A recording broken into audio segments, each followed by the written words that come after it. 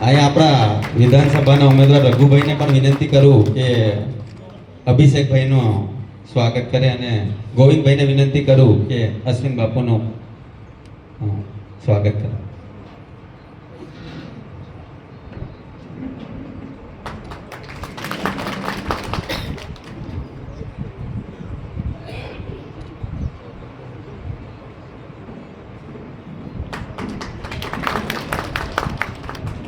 આભાર, thank you. હવે હું વિનંતી કરું પાર્થિવરાજસિંહજીને કે આગળના કાર્યક્રમને અનુરૂપ સંબોધન કરો. આભાર. હર્ષદભાઈએ કીધું કે આવનારા સમયમાં એટલે કે 1-2 મહિનામાં તાલુકા પંચાયત જિલ્લા પંચાયતની ચૂંટણી આવવાની છે. બરાબર ને? તો આ શિબિર શેની છે? આ શિબિર, આ કાર્યશાળા સેક્ટર અને મંડળ. સેક્ટર એટલે એક તાલુકા પંચાયત બરાબર અને મંડળ એટલે જિલ્લા પંચાયત બરાબર. અહીંયા કેટલા સેક્ટર પ્રમુખશ્રીઓ હાજર છે? હાથ ઊંચો કરજો તો. સેક્ટર પ્રમુખશ્રી અને કેટલા મંડળ પ્રમુખશ્રીઓ હાજર છે? હા, જિલ્લા પંચાયતના સંયોજક. તમારે ચૂંટણી લડવાની છે ને? તો ચૂંટણી લડો ત્યારે હમણાં હર્ષદભાઈ આવીને ભાષણ આપ્યું એમ તમારે તમારા ગામમાં આપવું પડશે ને? હા કે ના? એટલે બોલવું પડશે ને? અમે કોઈ જ્ઞાન કે કોઈ વિશેષ તમને કોઈ ભણાવવા શીખવાડવા નથી આવ્યા. આપણે એ વાતને સમજવા આવ્યા છે કે આ શિબિરથી એક સમયનો કોંગ્રેસ પક્ષ માટેનો ગઢ સમાન દાહોદ જિલ્લો, એમાં કંઈક ક્ષતિઓ આવી હશે અને કંઈક રહી ગયું હશે અને આપણાથી અપેક્ષાથી વિપરીત પરિણામો મળ્યા હશે. પણ પાછું સત્તામાં આવવાનું છે કે નહીં? તાલુકા પંચાયત બનાવવાની કે નહીં? જિલ્લા પંચાયત બનાવવાની કે નહીં? તો એના માટે શું કરવું પડશે? કોંગ્રેસને મજબૂત કરવી પડશે ને?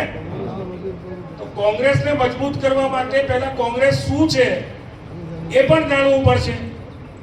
આના પહેલા કોંગ્રેસની કોઈ કાર્યશાળા ટ્રેનિંગ શિબિરમાં ભાગ લીધો હોય એવા કેટલા મિત્રો અહીંયા હાજર છે? હાથ ઊંચો કરો તો. એટલે કે ઘણા બધા મિત્રો એવા છે કે જેમને આના પહેલા કોંગ્રેસની શિબિરમાં ભાગ નથી લીધો. ભારતીય રાષ્ટ્રીય કોંગ્રેસ અને ભારતીય રાષ્ટ્રીય કોંગ્રેસનો વિચાર, આઈડિયા ઓફ ઇન્ડિયા, ભારત એક વિચાર તરીકે કેવો હોવો જોઈએ અને એ કોંગ્રેસના કાર્યકર્તા માટે કે જિલ્લા પંચાયતનો સભ્ય હોય તો પણ કાર્યકર્તા, તાલુકા પંચાયતનો સભ્ય હોય તો પણ કાર્યકર્તા, ધારાસભ્ય તરીકે લડ્યા હોય, જીત્યા હોય તો પણ કાર્યકર્તા, પ્રદેશના પ્રમુખ હોય તો પણ કાર્યકર્તા. આ એવું પદ છે કે જે આપણી પાસેથી કોઈ છીનવી શકે એમ નથી. કદાચ પ્રમુખનો હોદ્દો જતો રહે, મહામંત્રીનો હોદ્દો જતો રહે, પણ કાર્યકર્તાનું પદ કોઈ છીનવી શકે? એટલે સૌથી મોટો જો કોંગ્રેસ પક્ષમાં કોઈ હોદ્દો છે તો એ કોંગ્રેસના કાર્યકર્તાનો હોદ્દો છે. અને કોંગ્રેસના કાર્યકર્તા તરીકે કોંગ્રેસના વિચાર શું છે ભારત માટેના એ જાણવાનો પ્રયત્ન આપણે આ કાર્યશાળાથી કરીશું. કોંગ્રેસનો વિચાર, ત્યારબાદ જે સેક્ટર એટલે કે તમે સંયોજક કહો છો, સેક્ટર પ્રમુખ અને મંડળ પ્રમુખ, તેમની કામગીરી શું હશે, ચૂંટણીની તૈયારીઓ શું, સોશિયલ મીડિયાનો ઉપયોગ કઈ રીતે કરવો અને કઈ રીતે પ્રભાવશાળી રીતે એનો ઉપયોગ થઈ શકે તેની વાત અમે આ શિબિરમાં કરવાના છે વારાફરતી. નેક્સ્ટ, તમને સૌને એક સવાલ છે. તમારે અહીંયાથી ઘણા બધા ગામોમાંથી લોકો કામ કરવા માટે અમદાવાદ જાય, વડોદરા જાય, સૌરાષ્ટ્ર જાય, દક્ષિણ ગુજરાત જાય, સુરત જાય, અથવા તો તમારામાંથી પણ કેટલાક સાથીઓ મિત્રો ફરવા માટે કોઈ રાજસ્થાન જાય, મધ્યપ્રદેશ જાય, 10 15 દિવસ બહાર રહે ઘરથી, અથવા તો મહિનાઓ સુધી ઘરથી દૂર રહે, તો યાદ શું આવે તમને ઘરમાં?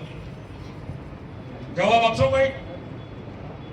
નેતાઓ બનવાનું છે, બોલવું પડશે. હમણાં જ તમે કીધું ભાષણ આપવા પડશે. તો ઘરેથી દૂર જાઓ તો તમને શું યાદ આવે?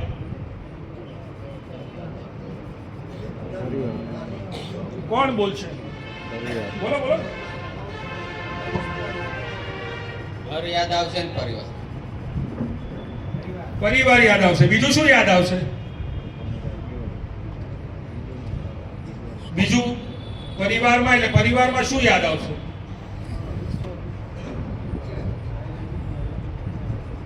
પરિવારમાં શું યાદ આવશે?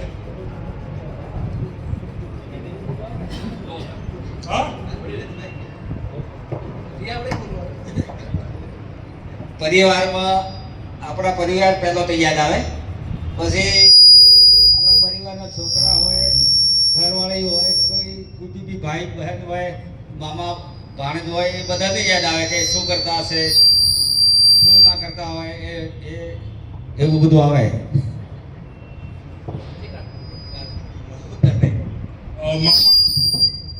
મામા ભાણેજ પત્ની, બીજું શું યાદ આવે? પોતાનું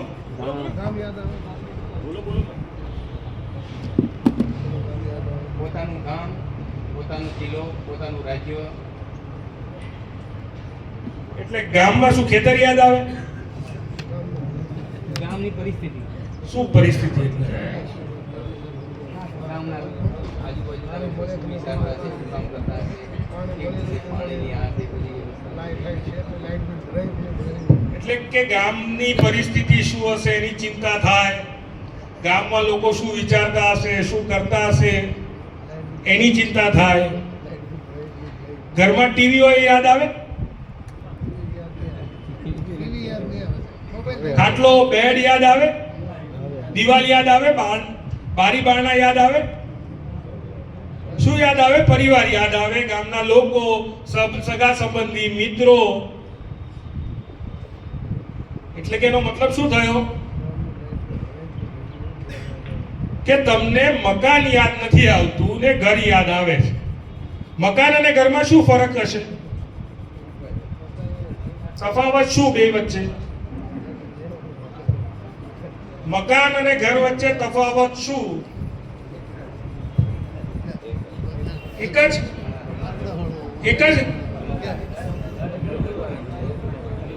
બોલો બોલો. એક જ મકાન અને ઘર એક જ. મકાન અને ઘરમાં કોઈ ફરક નથી લાગતો?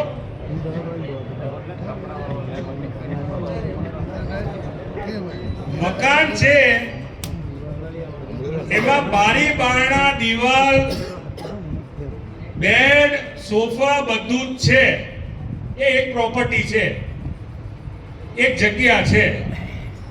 પણ એને ઘર કોણ બનાવે? માણસો. પરિવાર. ખાલી મકાન હોય અને પરિવાર ના હોય, બધી સુખ સુવિધા હોય તમારા ઘરમાં, એસી લાગેલું હોય, ટીવી હોય, ફ્રીજ હોય, પણ પરિવાર ના હોય તો ઘર બને ખરું? હે? પરિવાર વગર તમને ઘર લાગે ખરું? મકાન તો તમે ગામમાં હોય ને, તમે અમદાવાદ જાઓ ત્યાંય મકાન હોય ને, મકાન તમે સુરત જાઓ ત્યાંય હોય. પણ તમને તમારા આ ગામનું જ મકાન કે ઘર કેમ યાદ આવે? કારણ કે ત્યાં પરિવાર છે. અને જ્યાં પરિવાર છે ત્યાં તમે કેવું મહેસૂસ કરો? જ્યાં ઘર છે ત્યાં તમને કેવું મહેસૂસ થાય? હા, જ્યાં પરિવાર હોય ત્યાં પોતાને એક ફિલિંગ થાય છે કે સુખ અને શાંતિ મળી રહે, સંબંધ સચવાઈ રહે છે, નાના મોટાનું માન મર્યાદા હોય છે. સંબંધ સચવાય રહે, નાના મોટાની મર્યાદા હોય છે, સુખ શાંતિ મળે. બીજું ઘરે શું મળે?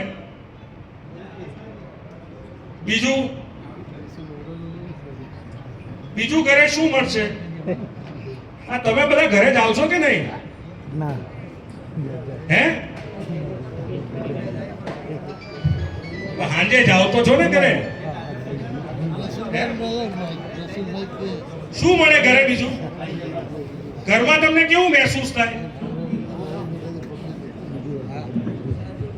તમે અહીંયા જવાબ નથી આપી શકતા, પછી ગામમાં ને તાલુકામાં ચૂંટણી લડવા જશો તો લોકોને કઈ રીતે જવાબ આપશો? હે?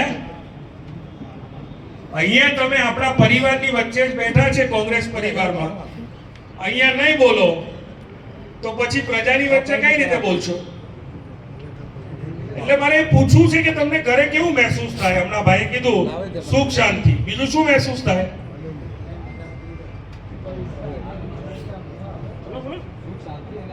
હા, બોલો બોલો. ઉભા થઈને બોલો, આપણે કાંઈ વાંધો નહીં. અચ્છા, આનંદ મળે.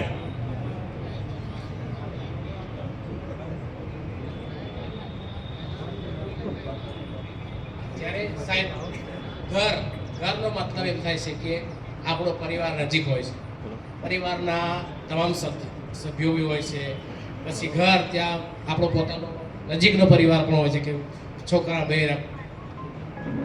એના સિવાય આપણું ઘર એટલે આપણી ખેતી પણ હોય સાહેબ, અને સાથે સાથે આખા ગામ સાથે આપણે સંકળાયેલા હોય છે, જેથી આપણે એવું મહેસૂસ થાય છે કે આમ આપણે સ્વર્ગમાં બેઠા હોય કે આપણે કોઈ પણ વસ્તુની ઓળખ નથી એવો અહેસાસ થાય છે. પણ ક્યારે કે આપણે સમાજમાં ફરતા હોય, સમાજમાં બેસતા હોય અને સમાજને ઓળખતા હોય ત્યારે આપણને આવી ફિલિંગ થતી હોય છે કે મારા સાથે પૂરો સમાજ છે.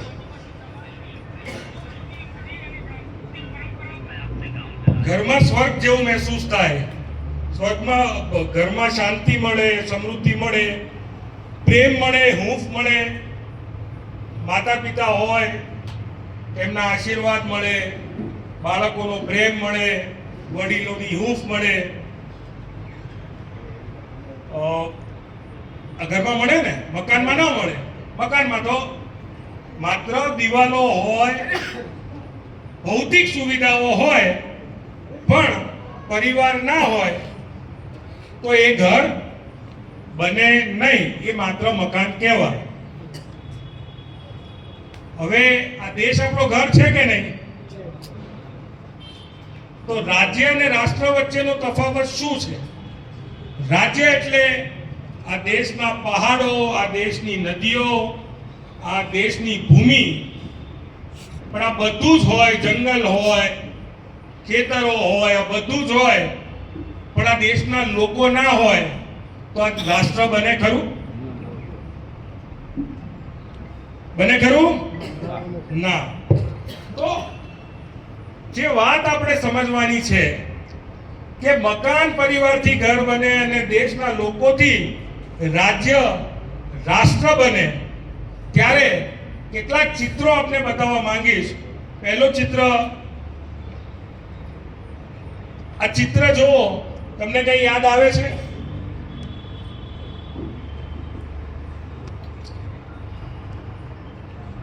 કઈ યાદ આવે છે? કોણ કોણ કહે છે? તમે બોલો પહેલા. નવા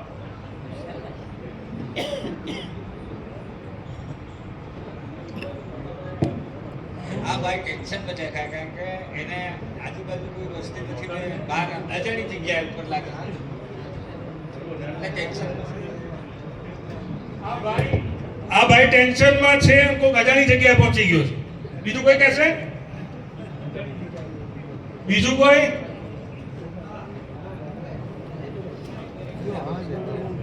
આપણે અંદર અંદર વાતો નહીં કરીએ. મારી જોડે એમને ગરીબી જોવે છે એટલા માટે હાથ જોડે છે. એમને ગરીબી દેખાય છે. આ ચહેરા ઉપર તમને વિશેષ ભાવ, કદાચ તમને આ કદાચ ફોટો યાદ નહીં આવે, પણ આ ચહેરા ઉપર કઈ વિશેષ ભાવ દેખાય છે? કોઈ વિશેષ ભાવ દેખાય છે? આવો ચહેરો તમે ક્યાંક આજુબાજુમાં ક્યાંક જોયો હોય, વિશેષ ભાવ દેખાય છે? આ ચહેરામાં અમને એક વસ્તુ દેખાય છે કે કદાચ આ ભાઈને કોઈ બીમાર કે ચપડાઈ ગયો હોય અને આર્થિક જરૂર હોય કે મારે સમાજ હોય કે મારે કોઈ સહારો આપતું તો એમાંથી બહાર નીકળતો, એ રીતે કોઈને હાથ જોડતો એવું લાગે છે. એટલે સહારો માંગે છે. ચલો કઈ નહીં, પણ આ ભાઈ એક સહારો માંગે છે અને કોઈ તકલીફમાં હોય, પીડામાં હોય એવું લાગે છે. ભાવે